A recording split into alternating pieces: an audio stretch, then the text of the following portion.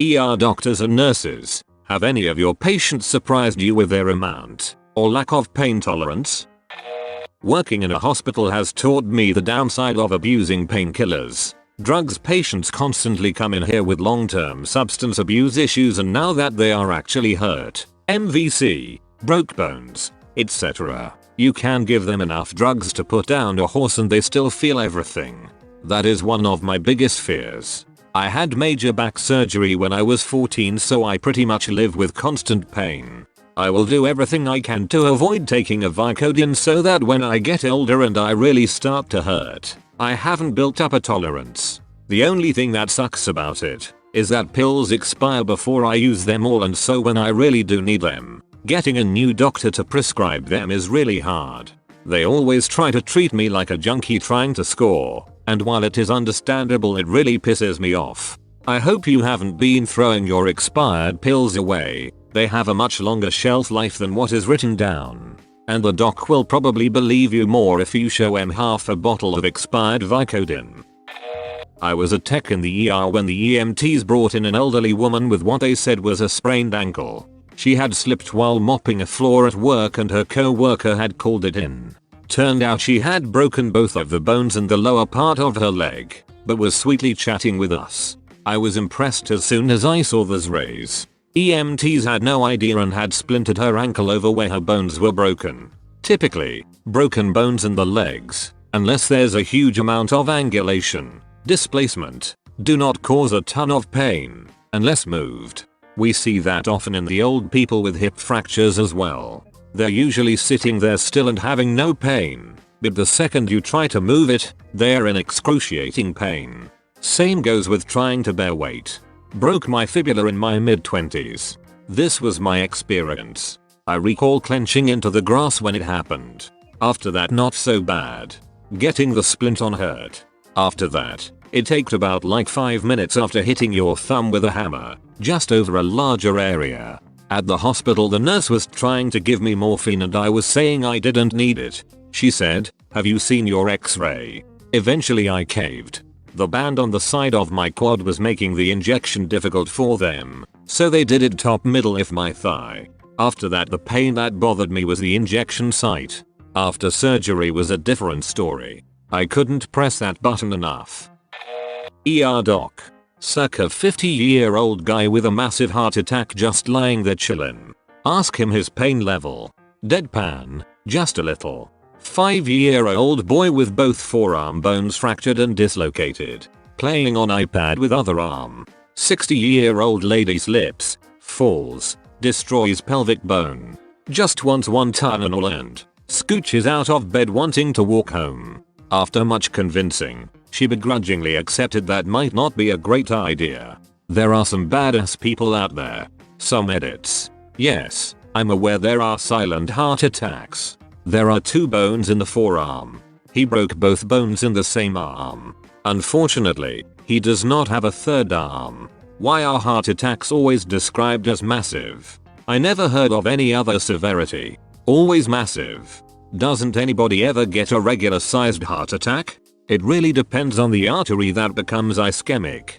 The left anterior descending off of the left C-right artery, LAD is also known as the widowmaker, is the most common one to clog, and you'll know it immediately. That is a massive heart attack, because that artery feeds a large amount of your heart. The right C-right artery and the left circumflex artery are second and third and still don't make up the majority. They also feed a lot less muscle, so they are considered minor or less severe heart attacks.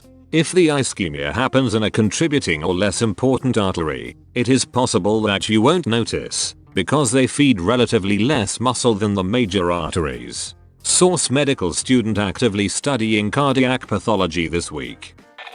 Fire. Medic here. Farmers seem to be tough. One time a guy pulled into the front ramp, got out of his truck and walked up holding his severed forearm in his other arm. Get him in the truck. Take off. Along the way he states he lived down the road and wanted to get to us quickly. When asked why he didn't call 911, he replied, "I just cut my arm. I ain't dying."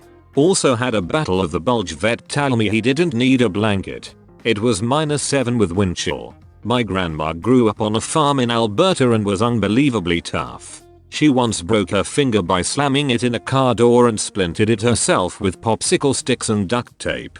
Later her appendix burst, but we didn't find out until they took her to the hospital because she passed out at dinner in the retirement home. Said she hadn't wanted to bother anyone by making a fuss. Finally, she was diagnosed with stomach cancer. It spread through her entire digestive system. After she went into hospice, my mum was cleaning out grandma's apartment and found every single prescription bottle of painkillers mum had picked up at the pharmacy for her and opened in a drawer. Knowing mum would eventually find them, my grandma had written a note saying she preferred to keep her mind clear. She was seriously badass. My uncle was this kind of I don't want to bother anyone with my problems man. I understand this because we're family and share the same sentiments. I was admitted to the hospital last fall and didn't tell any of my friends until over 48 hours later when they texted me to come watch football. However, I really wish he had complained, because by the time he went to the hospital and was diagnosed with pancreatic cancer, it was too late and he died less than a month later. I know that kind of cancer is very lethal and he may have died anyway, but I wish he'd given himself a fighting chance. Sad face. I miss him a lot.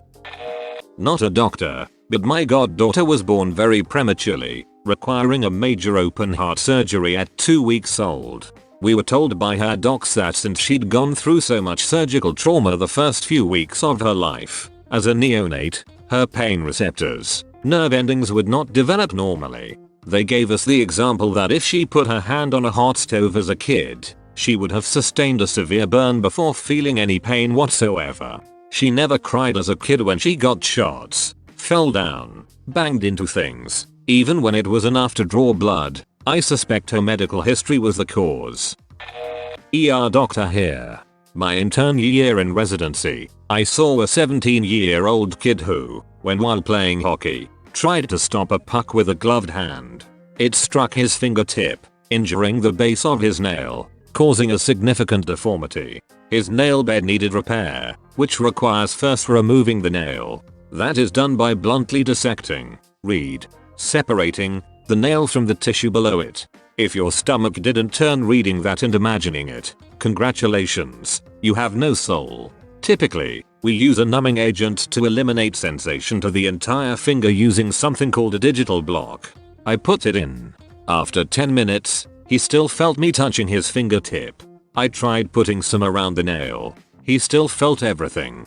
His mother said his father actually had a similar thing. Lidocaine didn't work on him. I offered him a different numbing medicine. We can inject Benadryl in that case, or even knocking him out. He looked at me in the eyes and said, "Doc, just take it off." Without anything? Yeah, it's fine. They fix our cuts without numbing medicine. But it's gonna hurt a lot. I have to scrape.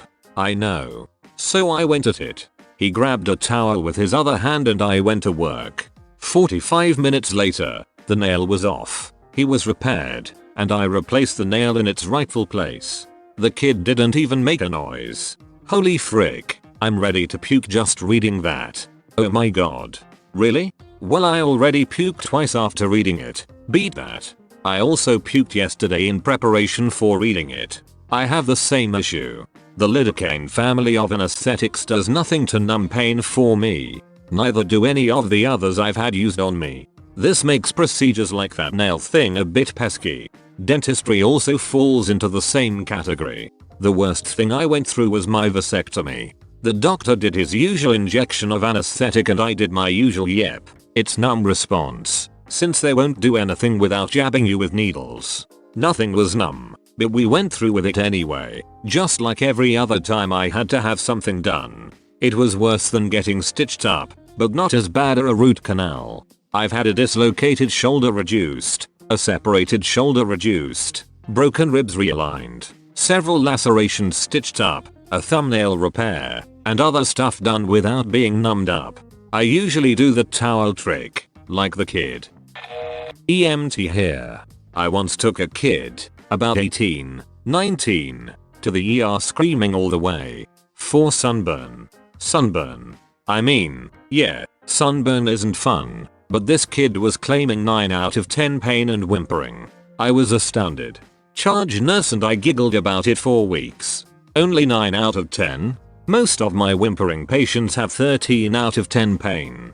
The ones that worry me are the ones that say they are in 4 out of 10 and are sitting perfectly still, trying not to move, because every movement makes the pain a 10. Oh yes. Eyes shut, head tipped back, clenched fists equals we gotta go. Now.